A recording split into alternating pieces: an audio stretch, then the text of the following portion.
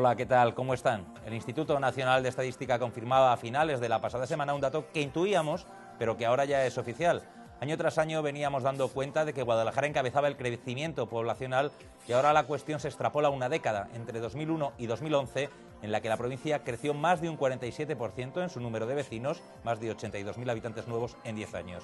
El crecimiento es 12 puntos superior a la de la segunda provincia en este ranking, una auténtica barbaridad, que es un fiel reflejo de lo que fue el llamado boom urbanístico de la pasada década. Hay datos espeluznantes. 4 de los municipios españoles que más crecieron en términos relativos son de Guadalajara. Lleves, por ejemplo, fue el pueblo con mayor crecimiento de todo el país al superar el 1000% de subida en habitantes, y Alovera, el cuarto municipio de más de 10.000 habitantes de mayor crecimiento. Vamos, que esto fue la caraba.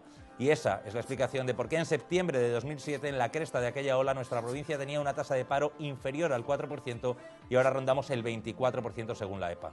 En fin, esto es 19 horas, hoy es 17 de diciembre, arrancamos la semana informativa.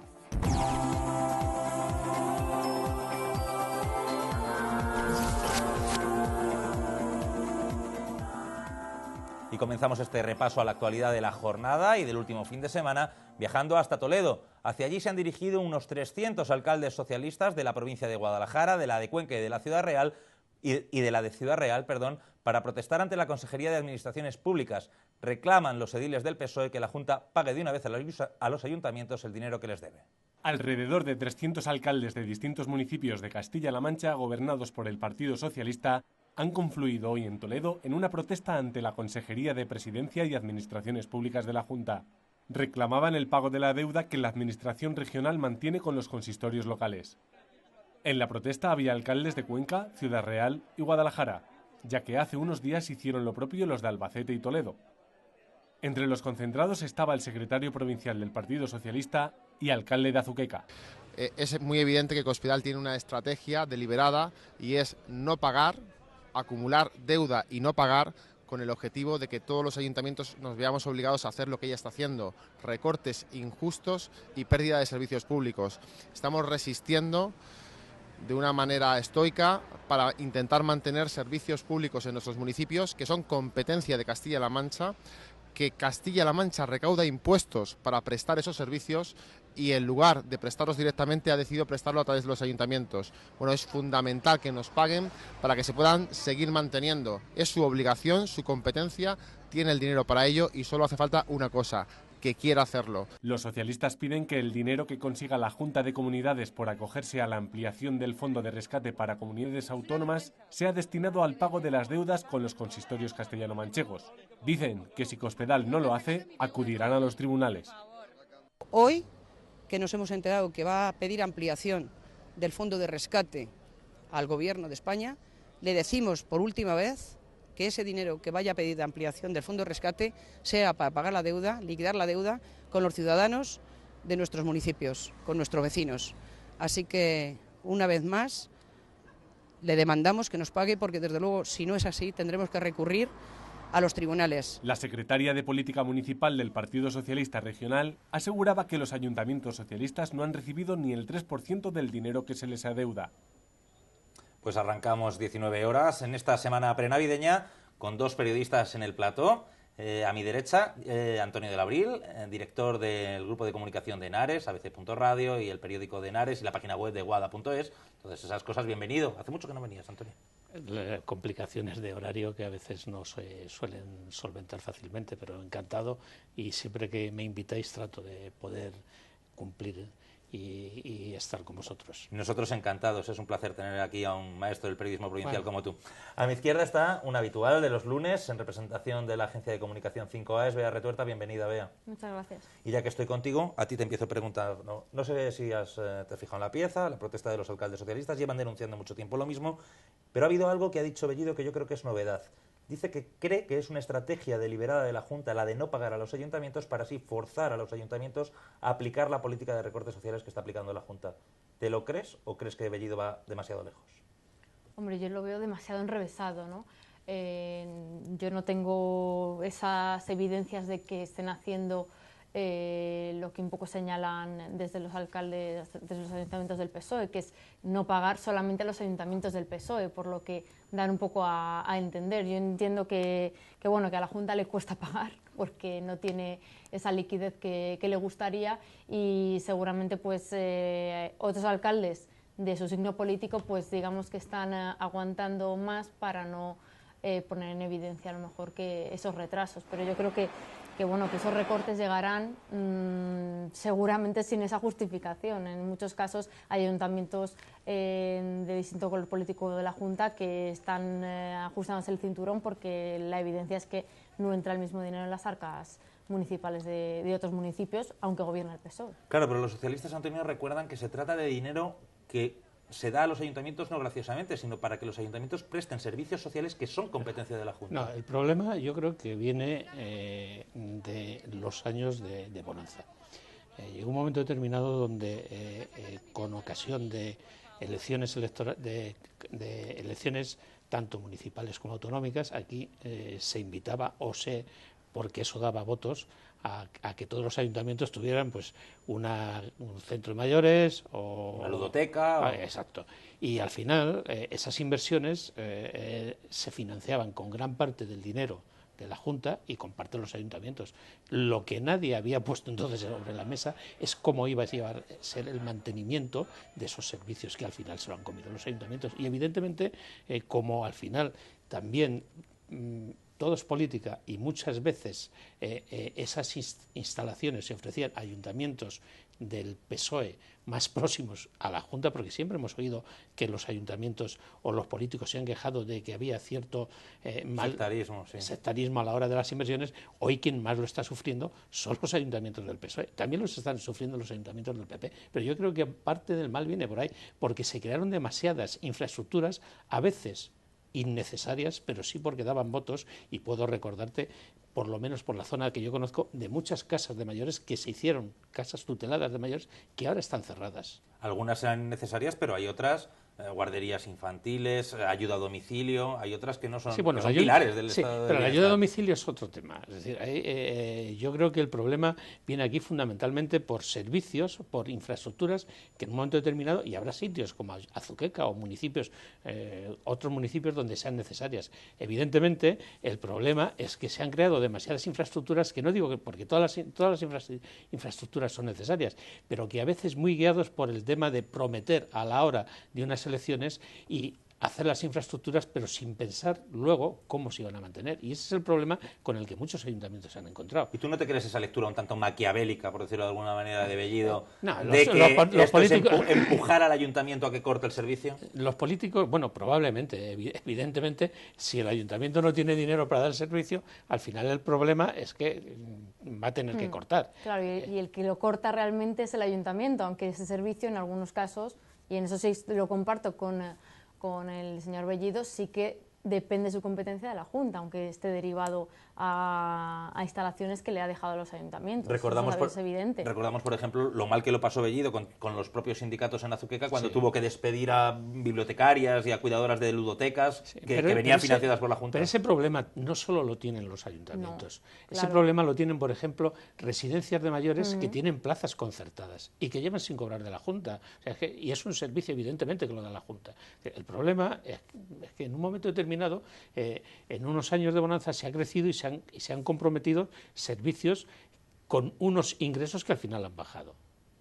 Evidentemente, lo que tendrán que hacer es priorizar, y hay cosas que son que no se pueden prescindir de ellas, o que si se prescinde de ellas tiene que quedar bien claro quién es el titular del servicio y por qué prescinde de él. Protestan los alcaldes del PSOE, pero yo creo que no podrán aguantar mucho tiempo tampoco los del PP. Por ejemplo, aquí el de Guadalajara, Antonio Román, es que no reclama, no dice, no se queja, calla Hombre, pero yo me imagino que algún día estallará. La procesión va por dentro, claro. y además protesta, y aunque lo haga de puertas Desde luego adentro, no al público. O sea, no lo hace en público porque al final existe la disciplina del partido, y esa misma disciplina del partido que existía antes en el PP o en el PSOE. Es decir, si al final siempre levantan la voz los que están enfrente, y que son porque por ese sectarismo que al final siempre ocurre, siempre existe en política, porque yo creo, desde que estoy trabajando aquí en periodismo en Guadalajara, siempre es algo a lo que he asistido. Los alcaldes del PP, cuando gobernaba el PSOE, se quejaban de que no recibían un trato parecido o al contrario, sino que eran marginados, lo mismo que ahora es al revés. A veces los políticos tienden un poco a llevar el agua a su molino y a veces confunden un poco. Vamos a cambiar de tercio, pero vamos a seguir con otra cara de la crisis, otra protesta que se ha vivido hoy en Guadalajara y un poco en la misma línea contra los recortes. Alrededor de 40 o 50 delegados sindicales, fundamentalmente de las federaciones de pensionistas y jubilados, de comisiones obreras y de UGT, se dan cita en la subdelegación del Gobierno este mediodía para protestar por la no revalorización de las pensiones de acuerdo al IPC.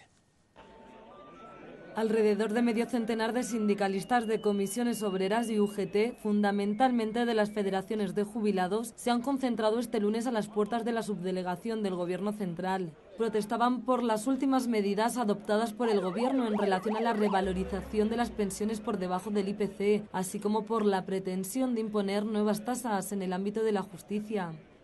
Pensionistas de Guadalajara, trabajadores del sector de la justicia, ciudadanos, reivindicando y ocupando la calle, diciéndoles que no les pueden seguir recortando, que tienen que cumplir y les tienen que subir y les tienen que revalorizar las pensiones, que la justicia tiene que ser igual para todos, que no pueden aplicar las tasas para que la justicia solo sea para los ricos. Por lo tanto, el señor Rajoy y la señora Cospedal tienen que dar explicaciones. Y si no dan explicaciones en el Parlamento, que convoquen un referéndum para que los ciudadanos les digamos lo que les tenemos que decir. Los líderes sindicales de la provincia se han mostrado muy críticos con las políticas de ajuste y recortes que están decretando los ejecutivos nacional y regional en distintos ámbitos sociales. El secretario provincial de comisiones acusaba a Rajoy y Cospedal de mentir constantemente. El gobierno del Partido Popular, del señor Rajoy y de la presidenta Cospedal, mienten y engañan. Mienten a los pensionistas cuando les dicen que les van a subir las pensiones. Mienten a los ciudadanos cuando dicen que la justicia es igual para todos. Y mienten porque en su programa electoral planteaban salidas a esta crisis y están aplicando las medidas contrarias. El gobierno del Partido Popular, se lo venimos diciendo, tiene que sentarse, hablar con la sociedad, a cumplir lo que dice que va a hacer, y si no lo quiere hacer tendrá que convocar un referéndum. Y si la única salida que nos deja es estar en la calle, la vamos a seguir ocupando. David Pinillos de UGT señalaba que las políticas de ajuste dictadas desde Europa están agravando la crisis y el drama del desempleo. En definitiva, todas esas medidas que sigue sin rectificar y que están provocando que día tras día en la provincia de Guadalajara, siga produciéndose constantemente una sangría de puestos de trabajo. Vamos a un ritmo prácticamente de 500 desempleados más cada mes en esta provincia y nosotros hoy aquí, en todo caso, como seguiremos haciendo a lo largo de esta semana en otros múltiples actos con distintos sectores, seguimos reclamando al Partido Popular que rectifique, seguimos reclamando al Partido Popular que si no llega esa rectificación renuncien en todo caso a un gobierno que estamos viendo, no ostentan ellos, sino aquellos que les van dictando los pasos que tienen que ir marcando. La concentración se ha prolongado por espacio de media hora y ha cortado uno de los dos sentidos del Paseo de las Cruces, al no poder realizarse en la zona peatonal del Boulevard por la instalación de la Feria de Artesanía Navideña. Esto ha provocado algunos momentos de tensión con los conductores que se han quedado atrapados, finalmente resueltos por la policía local al desviar el tránsito. Pues ahí lo veíamos, concentración de las federaciones de jubilados y pensionistas y prejubilados también, de los dos sindicatos mayoritarios, vea. Campano, el secretario provincial de Comisiones Obreras, que dice que si hay que seguir ocupando la calle, se ocupa. Aquí vamos a manifestación casi diaria. Ya, eso ya por colectivos, por protestas, impagos, morosidad y conflictividad ya no va a haber casi espacio para elegir a la hora de protestar.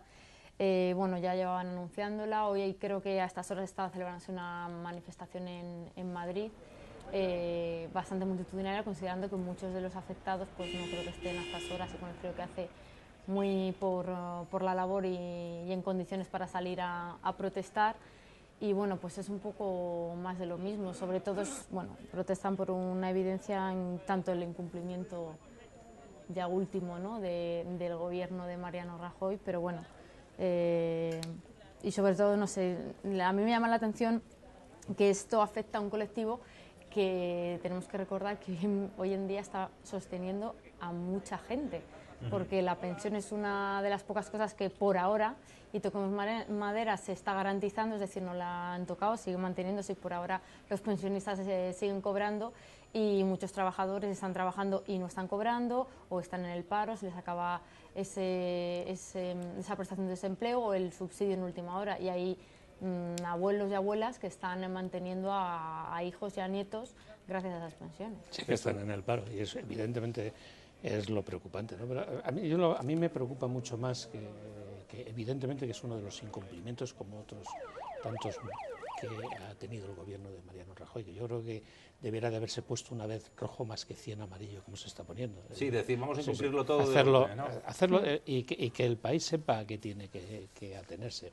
Porque evidentemente las pensiones se habían congelado anteriormente también con el gobierno de Zapatero. Las más altas. Las más altas. Y aquí se han subido las más bajas, un 1 y pico %. Un 2 las más bajas y un 1 las más altas. Exacto.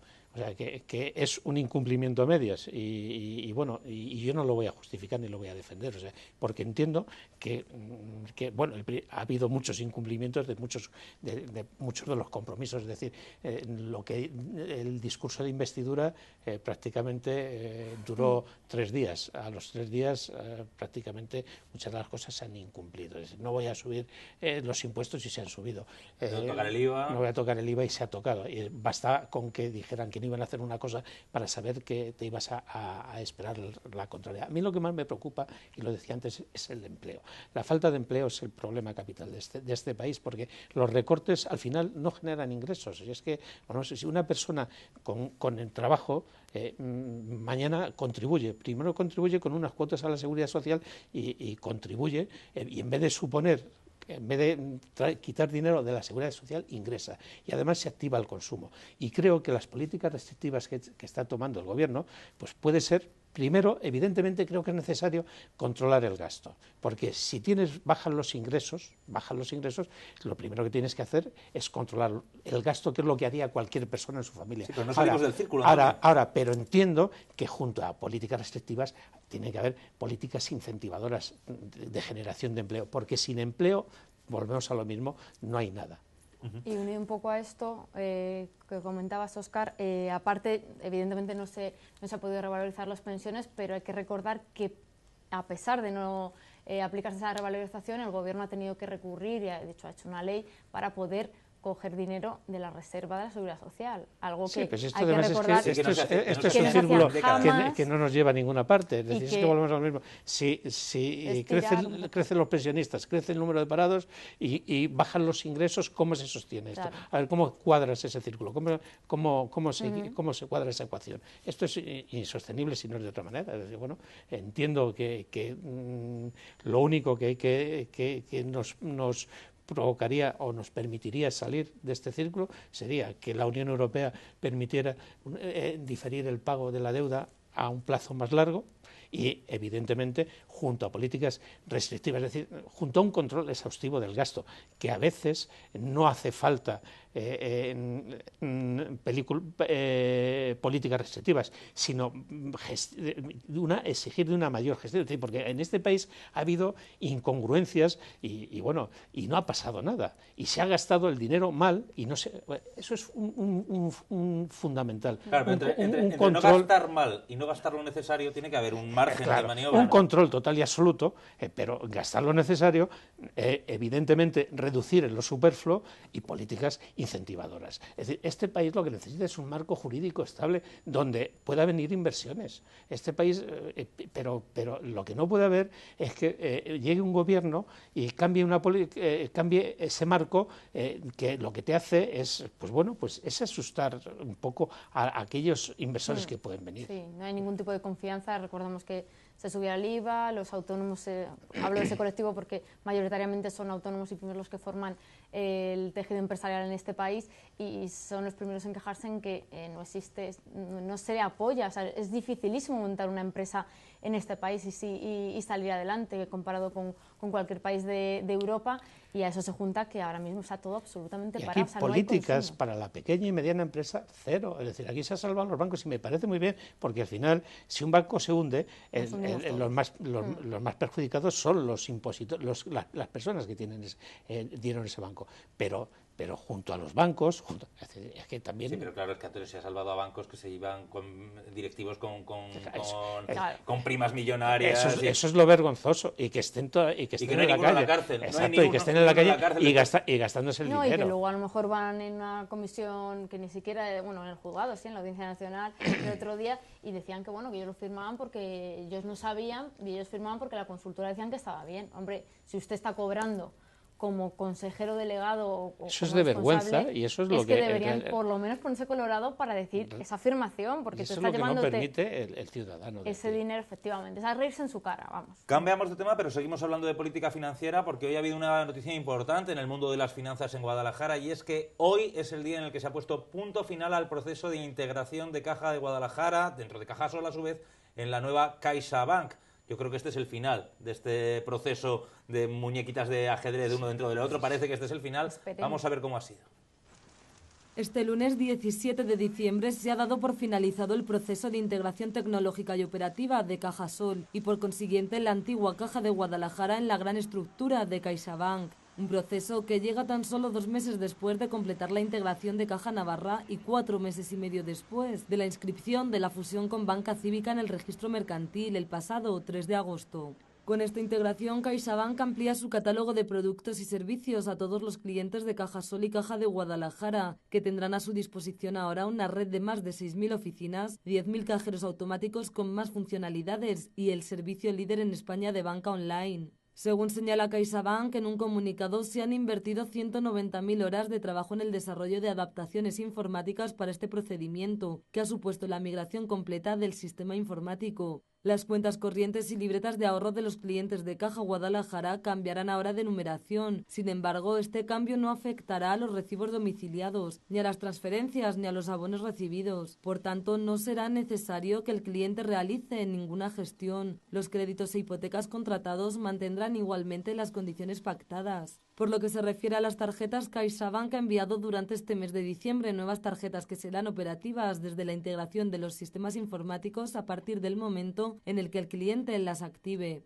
Se ha mantenido el mismo número secreto en todas ellas. Además, los clientes que accedan a través de Internet al servicio de banca electrónica tampoco tendrán que modificar su usuario y contraseña, ya que se ha mantenido el que usaban en la plataforma de banca online de Caja de Guadalajara. Con esta integración, CaixaBank es ahora la primera entidad de la provincia en cuota de mercado por depósitos, con el 26,35% de los mismos, la primera en créditos con una cuota del 20,58% y la primera en número de oficinas con una cuota del 31,71%. Hay que recordar que CaixaBank es, tras este proceso de fusiones, la primera entidad financiera de España, con más de 13 millones de clientes, 6.000 oficinas y unos activos de 342.000 millones de euros.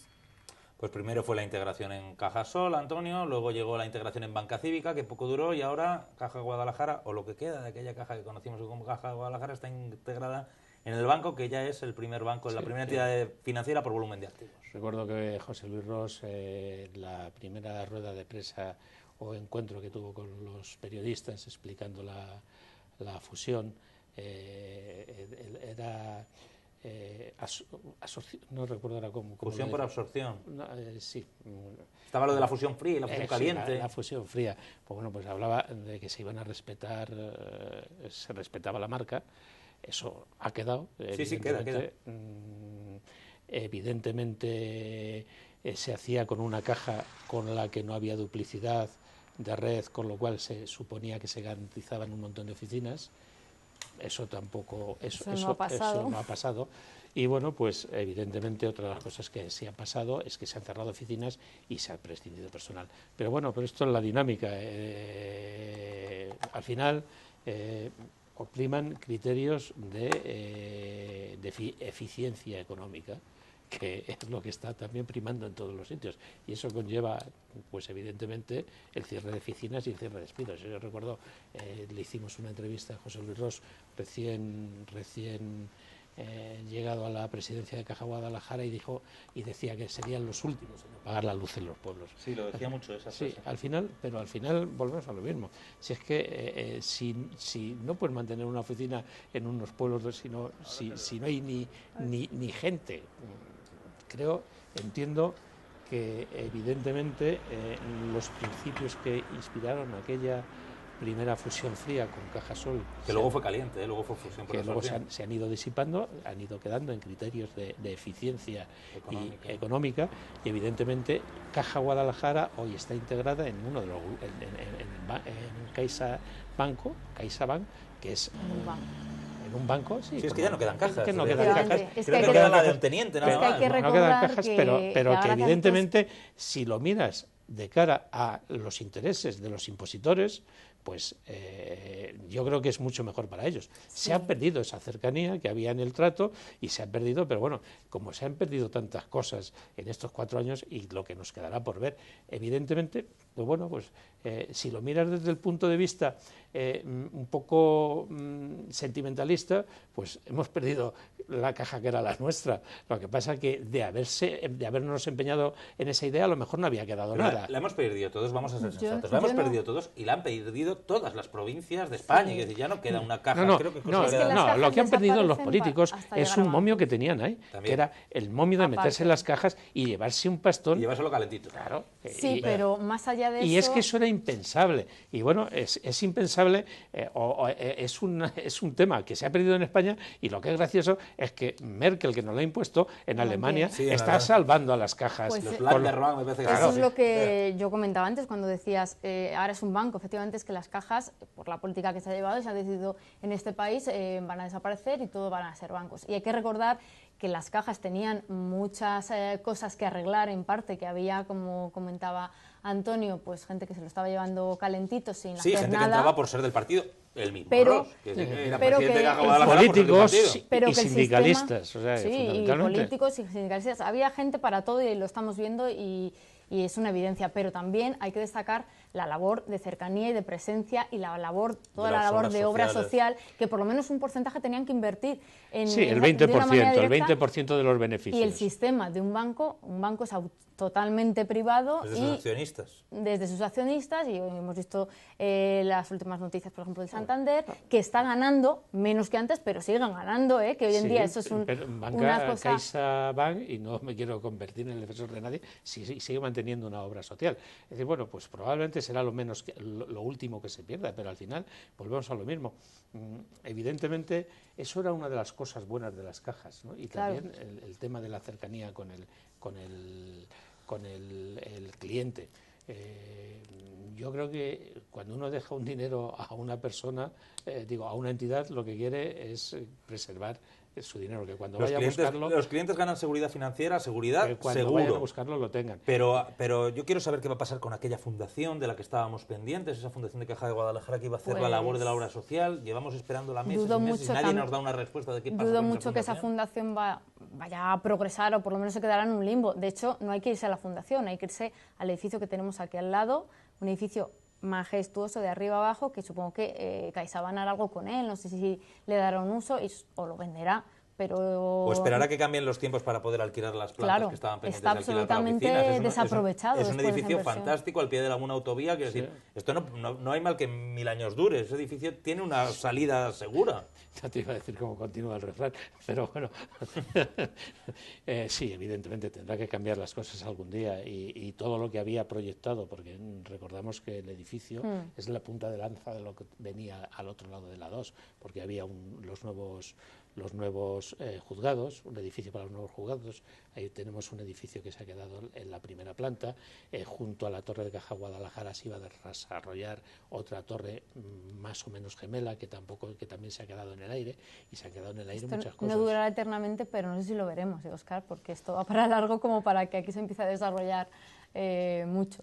Yo espero que sí lo veamos, y que espero que lo veamos nosotros y que lo vean pues los hijos y nietos de esta Guadalajara emergente y creciente que tuvimos durante la década pasada. Vamos a ver la siguiente pieza, que dice mucho sobre lo que supuso aquel boom demográfico de la provincia. El Instituto Nacional de Estadística publicaba el viernes un estudio anual de censo de población y viviendas que confirma que la provincia de Guadalajara ha sido entre 2001 y 2011 la que más ha crecido en habitantes en términos relativos de toda España, y con mucha diferencia sobre la segunda. Así, la población de Guadalajara creció en esa década desde los 175.000 habitantes hasta un total de 257.442, un incremento de más de 82.000 personas que en términos porcentuales supone un 47,1%, muy por delante de Gerona, que creció un 33%, Tarragona un 32,4%, las Baleares con un 30,8% o Toledo con un 30,3%. El censo de población del INE es la operación estadística de mayor envergadura del instituto y se realiza cada 10 años. Este último estudio fija en 46,8 millones de habitantes la población de España a 1 de noviembre de 2011. De ellos, 2.100.000 residen en Castilla-La Mancha. Guadalajara capital albergaba 84.404 vecinos, según esta estadística, que son 16.000 más que 10 años atrás. Además, esta misma estadística refleja que el pueblo de Lleves es, de los 8.116 municipios españoles, el que más ha crecido también en la década 2001-2011, al multiplicar por más de 10 su padrón, pasando de 203 personas a 2.099 a fecha 1 de noviembre del año pasado. Y es que de los 10 municipios que más han crecido en términos relativos de toda España, hasta 4 se encuentran en nuestra provincia. Así, es muy llamativo el caso de Alovera. Es la cuarta localidad de España que más incrementó su población entre 2001 y 2011 de entre los pueblos de más de 10.000 habitantes, al crecer en esa década casi un 282%, solo por debajo de Cuarte en Zaragoza, Egués en Navarra y Arroyomolinos en Madrid. La estadística también refleja el porcentaje de población extranjera en el censo. Guadalajara es una de las 10 provincias españolas con más porcentaje de inmigrantes, al superar el 15% del total del padrón.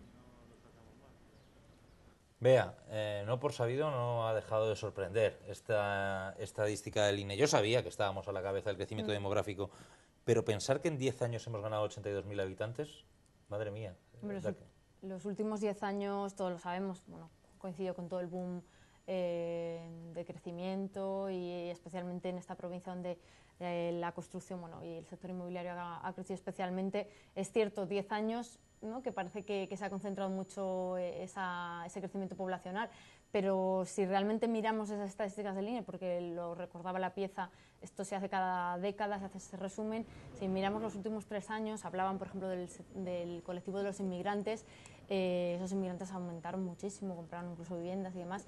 En los últimos 2-3 años se ha perdido mucha de esa población. Es cierto, vea, engaña un poco estos datos, en los ¿vale? últimos, o sea, del 47%, posiblemente el 90% de este crecimiento se produce entre 2001 y 2008, y entre 2008 y 2011 solamente el 10%, pero aún así hay que decir, Bea, que en estos 3 últimos años, aunque mucho más ralentizado, Guadalajara ha seguido a la cabeza del crecimiento demográfico nacional. Sí, evidentemente esa gente que se ha venido aquí a vivir de Madrid, eso de repente el día a la noche no se van, ¿sabes? Pero aún así hay que un poco manejar esos datos, y yo incidiría ya no solo en el crecimiento, sino en que para atender ese crecimiento se han creado una serie de servicios, lo que comentaba antes Antonio, para atender a esa población. En algunos sitios pues todavía no se ha llegado porque no se ha podido completar a lo mejor ese número de servicios, hablaban de Lleves, pero en otro caso se han generado esos servicios y ahora hay que mantenerlos, y esa población a lo mejor no es tan numerosa como finalmente pues se preveía, como el caso de Valdeluz. O como dice el refrán, Antonio, más dura será la caída, y un poco nos está pasando eso. No, lo que pasa es que la cercanía a Madrid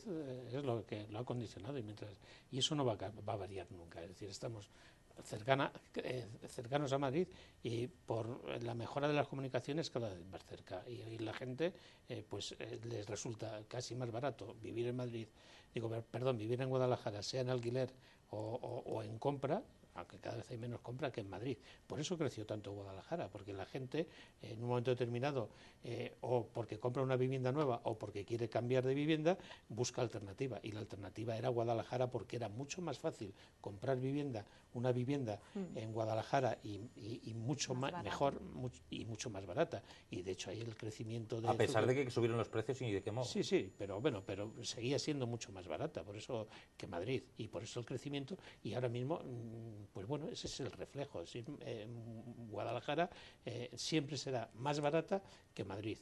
Por cierto, otro asunto que te quería preguntar, Antonio, que quería que comentáramos. 4 de los 10 municipios que más han crecido de España en esta década, de Guadalajara, y 1, Lleves, con tanto que se ha dicho del fracaso de Valdeluz, de la ciudad fantasma, bla, bla, bla, bla, bla, bla, el que más ha crecido de España en términos porcentuales. Pero habrá sido un fracaso, sí, pero no tiene habrá nada sido que un ver. fracaso, pero no un tiene 1000%. nada- no tiene nada que ver porque términos porcentuales. había cuatro Claro. fases a desarrollar y solo se ha desarrollado la primera. Es que, Ni es que si siquiera- no, ¿qué hubiera sido y esto? ni siquiera se habría vendido, pues habría sido 30.000 habitantes, que era lo que Claro. era lo que se proyectó en principio, 7.000 y pico viviendas. Pero lo que te quiero decir, Antonio, es que ha habido casos, y no hay más que ir a Seseña, o casos similares, que el fracaso ha sido mucho más rotundo Sí, que Valdeluz. no, evidente, eso es verdad. evidente.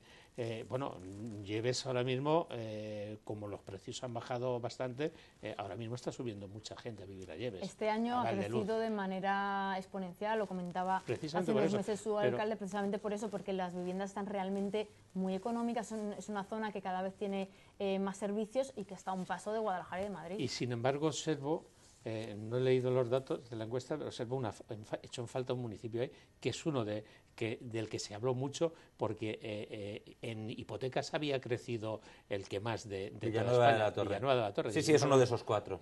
Es uno de Sí, esos es uno de los 4. 4 que más ha crecido. Sí, sí, sí. Alovera, Villanueva, Azuqueca y el otro... Y Lleves. Y Lleves. Pues no lo había oído o se me ha pasado. No estaba en la pieza, pero esos son esos que dice... Era uno de los Beatriz. municipios donde ya no solamente más que habían crecido, sino que más...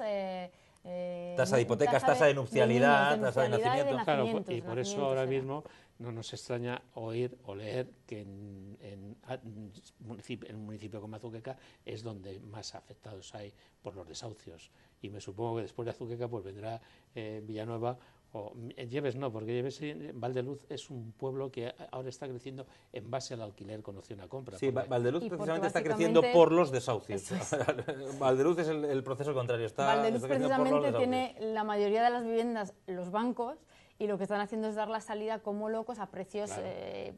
realmente muy atractivos. Y con opción a compra, y claro, tienes un piso por 60.000 euros, que eso... ¿quién Sí, no, y podría que pensarlo? ha cambiado completamente el planteamiento que tenían en Valdeluz, de medio ciudad de lujo, querían Es ser que, una especie de Moraleja con el sí, golf y tal. El gran fallo de Valdeluz fue los precios que puso. Obviamente, Porque sí. si Valdeluz hubiese puesto unos precios más Razonables. competitivos, probablemente no se habría desarrollado tan fácil, a lo mejor, Aguas Vivas, que tiene la cercanía, está ubicada en el mismo sitio, digo, en la propia ciudad, pero sin embargo los servicios paralelos que se ofrecían en Valdeluz, pues campo de golf, pues eso ahí no podía A competir. Valdeluz la mata la ambición de precios de Real, del agente urbanizador, sin duda ninguna, y luego que no llegaran unas lanzaderas que estaban Claro, previstas y que no final llegaron. Pero es que las lanzaderas, eso se veía venir. Es decir, allí no llegan lanzaderas si no hay viviendas y si no hay habitantes. Y no hay habitantes si no Sí, hay... pero pusieron una estación con una vía de cercanías para que hubiera lanzaderas, incluso se llegaron a comprar Sí. unas cabezas Sí, locomotoras pero que se eso- dijeron que eran y pero luego eso no tú vinieron. sabes que también tiene su trasfondo político y si quieres lo podemos analizar o lo dejamos para otro día porque Ala. también es muy largo. Mira, lo vamos a analizar a la vuelta de publicidad porque vamos a seguir hablando de Valdeluz con una noticia muy curiosa, que es la construcción de una especie de paralelo ayuntamiento al ayuntamiento de Lleves dentro del núcleo de Valdeluz. Es un tema muy interesante, es con el que vamos a retomar el programa después de estos 5 minutos de publicidad. Hasta ahora.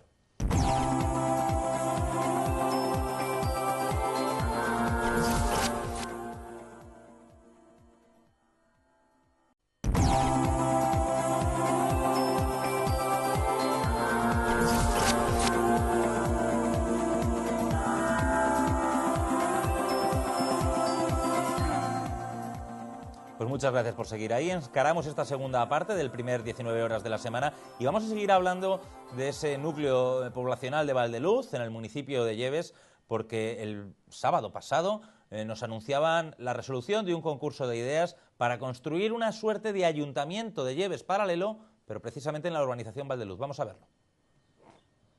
Este futurista proyecto será en un futuro próximo el nuevo edificio de servicios municipales de Valdeluz, una suerte de ayuntamiento de Lleves paralelo para la urbanización del Sotillo.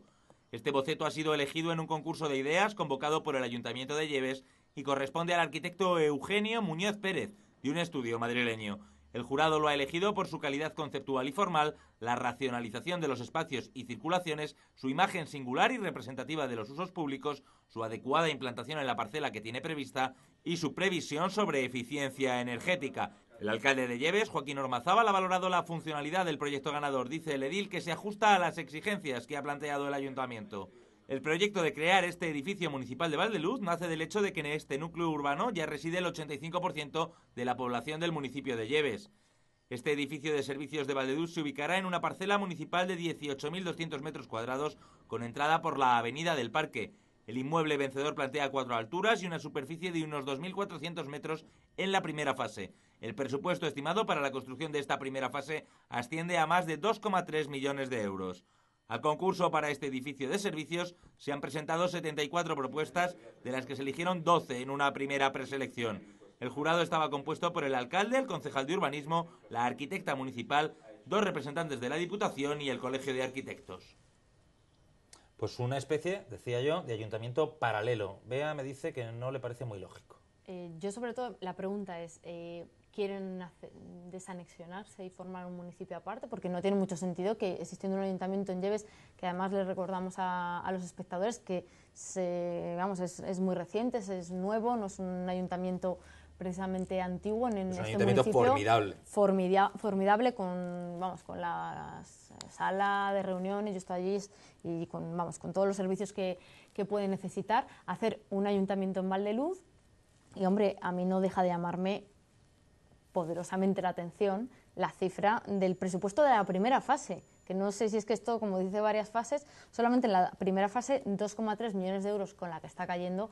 Pues hombre, yo creo que habría que preguntarse si es necesario o podemos dedicar ese dinero a cosas más prioritarias, ¿no? Yo creo que aquí la clave está en la distancia que separa a Valdeluz de Lleves. No hay carretera que las una y hay que dar la vuelta por Orche, se tarda una barbaridad y el 90% de la población del municipio de Lleves está ahora en Valdeluz. Esta es la justificación que da el ayuntamiento. Pero se justifica. Sí. Yo no sé, Antonio, yo creo que la justificación es que al final volvemos a lo mismo. Hay políticos que solo piensan, la mentalidad la tienen a 4 años vista y en luego salir reelegidos. Es decir, bueno, pues probablemente lo que busca es seguir, es decir, ganándose el voto de la gente de la urbanización y hacer cosas, pero que no tienen ningún tipo de justificación. Probablemente que lo de la desanexión de Valdeluz de Lleves... ¿Puede estar en el trasfondo de esta operación? Lo puede tener. Tendría cierta justificación. Lo puede tener en la imaginación, lo que pasa es que no lo va a plantear de hoy para mañana, ni me supongo yo en este mandato, lo hará en un próximo o en un siguiente. Es decir, yo creo que al final es buscar darle la trascendencia al barrio que tiene por votos, de convertirlo en centro. Sí, y la pregunta es, ¿con 2 millones de euros a lo mejor no sería el momento de decir, dado que el agente urbanizador no cumplió con su obligación de hacer la carretera que uniera Valdeluz con el núcleo de Lleves, dedicarlo a construir esa carretera que acercara los dos núcleos? Hombre, es que probablemente no sé cuántos kilómetros tiene esa carretera. 5 o 6 kilómetros. Hacer 5 kilómetros de carretera es caro. No sé si a la carretera, pero lo que está claro es que si yo fuese una vecina de Valdeluz, no de Lleves, acabase de llegar allí, yo preferiría que esos 2,3 millones se dediquen a una guardería, los vecinos de Valdeluz lo que quieren es que en ese edificio pues a lo mejor hay un servicio de guardería, un servicio de biblioteca, un servicio de ludoteca, un servicio... Eso es lo que está previsto. Eso es lo que está previsto. Y eso es lo que quiere. Y claro, evidentemente eso es facilitarle mucho el día a día a los vecinos de la urbanización, prescindiendo de lo que puedan pensar los vecinos del municipio. Pero como a él, quien le han votado son los vecinos de la urbanización, es lo que quiere es seguir otros 4 años y probablemente pues es desde mi percepción, a lo mejor estoy equivocado, pero vamos, entiendo que es eso y que hoy por hoy para él priman más los intereses de los vecinos de la urbanización que los intereses de los vecinos del municipio. Y como además los vecinos de la urbanización son los que le han llevado al cargo y los que le van a mantener en el cargo, pues mucho mejor. Muy largo lo fías. Perdonad que os corte, este tema yo sé que es apasionante, pero quiero meter un par de temas más antes de que acabe el programa y quería irnos desde Valdeluz hasta venirnos aquí a la capital porque el pasado sábado se inauguraba esto que ven, realmente no se inauguraba porque la glorieta existe ya desde hace bastantes años, con esa moto que tiene arriba, ya tiene bastantes años, pero lo que sí se inauguraba es el bautizo. A partir de ahora esta no es la glorieta de la moto, como todos la llamábamos, sino la glorieta del Motoclub Alcarreño. Está, ya saben, en la confluencia del Boulevard Alto Tajo con la calle Alledo de la Tejera Negra. Se celebraba un acto, pues eso, de inauguración y de conmemoración, aprovechando que el Motoclub Alcarreño, se dice pronto, cumple este otoño 50 años desde su creación. Ahí yo quiero hacer un recuerdo a mi compañero y amigo ya fallecido Luis Pedro Viejo, que fue uno de los socios fundadores de ese motoclub y el periodista que en el año 62 en Flores de Abeja dio la primicia del nacimiento de este motoclub. Un hombre muy implicado y está recordado en una exposición que también se ha montado en el multiusos de Aguas Vivas. Pues bueno, el caso es que esta glorieta se llama ya Glorieta del Motoclub Alcarreño. En la inauguración estuvieron el alcalde Antonio Romar, Juan Blanco, que es el actual presidente del motoclub, el cuarto que tiene en su historia, después de Juan Carrasval, Antonio Groba, Félix Valles y ahora Juan Blanco, y también Julián Martínez, que es un alto directivo de la Real Federación Motociclista Española. Vamos a escucharlos a los tres. Dimos el nombre por decreto a la alcaldía hace poco más de un mes y viene a celebrar, viene a conmemorar el trabajo de muchos amantes del deporte, de muchos amantes del motor, de las motos, del cualquiera de las vertientes del motociclismo que hay en Guadalajara y que han habido a lo largo de los años. Antes se hacía recuerdo a cómo comenzó el motoclub en el año 62. Podemos recordar las personas o podemos recordar los acontecimientos deportivos que ha celebrado el Motoclub Alcarreño. Quizás recordar a gente que, los presidentes, a Juan Carrasval, a Antonio Groba, que le tenemos aquí, gran amigo de todos, a Félix Valles o Juan Blanco, representan a miles de personas que han estado detrás del Motoclub Alcarreño. Esa historia la podemos reflejar ahora aquí en esta glorieta. Esa historia queda reflejada también en cómo la ciudad ha reconocido al motoclub a lo largo de su historia con diferentes honores y distinciones. Hay que recordar que Juan Carrasval, como primer presidente del Motoclub Alcarreño, tiene la medalla de plata de la ciudad por su valía, por su figura y también porque fue el impulsor del motociclismo, pero también lo tiene el Motoclub Alcarreño. Día especial porque 50 años en el mundo del motociclismo no los consiguen muchos clubes. Gracias a todos aquellos que empezaron, que a día de hoy a lo mejor no están y que con su granito de arena y con lo de toda esta gente que con su trabajo altruista y sus ganas que ponen de todos los días seguir adelante, hemos llegado hoy a estos 50 años. Otros 50 años no sé si los llegaremos a cumplir o los llegaremos a ver, no lo sé. Pero en el tiempo que llevamos haciendo este trabajo, creo que lo hemos hecho bien y seguiremos intentando hacer lo mejor posible año tras año para seguir acumulando años y estar en la brecha del motociclismo.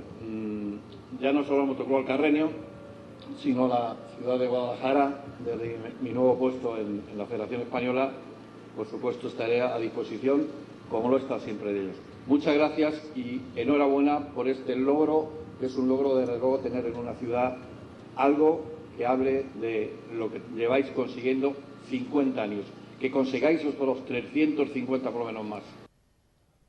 El caso es que el Club Deportivo Guadalajara tiene casi 70 años y no tiene calle, ni glorieta, ni el Club Baloncesto Guadalajara, ni ningún otro club. Yo creo que es el primer club deportivo que tiene un reconocimiento en forma de glorieta. No sé, es curioso. Me parece bien. Hombre, creo que, lo decía antes cuando estábamos fuera de micrófono, que los que tenemos ya cierta edad recordamos unas etapas muy gloriosas del club de motociclismo de Guadalajara, del Motoclub Alcarreño, perdón, como aquellas carreras que organizaban en ferias en el polígono, donde hemos visto correr en Guadalajara a lo mejor que había en aquel entonces, el 12+1 campeón del mundo de 50 centímetros cúbicos, Ricardo Tormo también. Luego hemos visto otras pruebas de velocidad de enduro. Sito Pons también llegó a correr por Guadalajara, fíjate. Y en pueblos pruebas de trial y de motocross, con también lo más granado y lo mejor de los mejores pilotos del panorama, incluso mundial, porque aquí no en velocidad, que acabamos de decir los nombres, como en trial o en motocross hemos dado grandes nombres a la esta. En velocidad mucha gente no lo sabe porque hace muchos años, pero es que Guadalajara tiene a 2 campeones de España de motociclismo de velocidad, como son Antonio Hernando y Julián Domarco. Hay que recordarlo, ya tienen los hombres más de 70 años, pero en los años 40 y 50 eran los reyes de la velocidad en toda España. Me parece muy bien que tengan ese reconocimiento. Lo que es una pena es que por las circunstancias, como decías antes, del tema de velocidad, que no se puede ya desarrollar, está prohibido en circuitos urbanos, pues se haya perdido. Pero yo recuerdo con gran cariño y con gran nostalgia aquellas pruebas. Y evidentemente, pues que a lo mejor también se lo merece el Deportivo Guadalajara, pues probablemente. Y en baloncesto hemos tenido también etapas muy gloriosas aquí en el baloncesto de la ciudad, cuando han pasado la Yugoplástica de Split, el Zalgiris Kaunas, un montón de la selección española de baloncesto, el Real Madrid. Todo vuelve, ¿verdad, Bea? El baloncesto está volviendo aquí. Ya está volviendo, ya te digo. Sí, pero esos nombres... No, eso tardará un tiempo, pero todo se hace llegar. ¿Te gusta la glorieta? A mí me gusta. Sí, la a moto mí me es gusta. cachonda. Además, comentábamos también fuera de micro que la glorieta, ¿no? La moto lleva ya ahí unos años y yo no recuerdo que la hayan inaugurado. No sé si ya la pusieron con la finalidad de darle, ¿no?, este homenaje y les ha costado un poquito. Han esperado el 50 aniversario. O bueno, aprovechando, ¿no? Yo creo que es que la moto es de época de Alique, ni siquiera es... Claro, pero... Sí, es de la época de Alique, que es donde se desarrollaron un montón... Todas las rotondas aquellas. La moto, la bici, ¿no? Que las gotas, que son peonzas. Yo recuerdo que Alique decía que como era una zona tan desconocida para los guadalajareños y para los que iban a vivir allí, que tenían que dar referencias de dónde vive, pues tenía que poner cosas raras en las glorietas para que digas, en la noria grande, en la noria pequeña, en el melero. La del ciclista, que se la dediquen a José Luis Viejo. Madre mía, la del ciclista... No quieras tan mal a José Luis Viejo.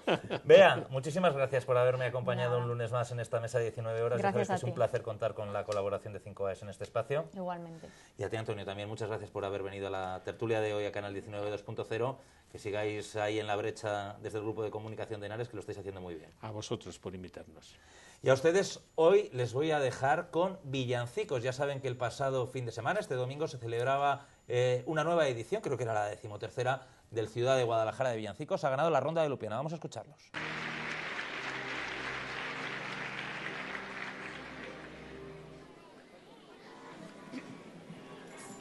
Les digo que la Ronda Villa de Lupiana ganaba el domingo el concurso de villancicos Ciudad de Guadalajara que organiza el Ayuntamiento de la capital y que este año llegaba, he dicho la 13ª, me he quedado muy corto, a la 22ª edición. Los de Lupiana fueron rotundos vencedores de un certamen en el que su actuación fue sin discusión la más lucida de cuantas pasaron por el escenario. Ofrecieron al patio de butacas, que estuvo abarrotado toda la mañana, una excelente pieza tradicional que se titula Pañales de Luna, ahora la vamos a escuchar, y solo se acercó a su nivel interpretativo el grupo de la Escuela de Música del Palacio de la Cotilla, que precisamente obtuvo el segundo premio también con toda justicia. Más reñida fue la elección del tercer grupo, ganó uno de Toledo que se llama Mujeres.com, era un grupo de Pulso y Púa. 18 formaciones han participado en esta edición del concurso, que fue abierta por la ronda del Colegio Rufino Blanco de la capital y cerrada por una coral de Azuqueca, la del Giovanni Farina. El caso es que esta es la Ronda de Lupiana, una de las mejores rondas tradicionales que tiene la provincia de Guadalajara. Con Pañales de Luna les dejamos hasta mañana.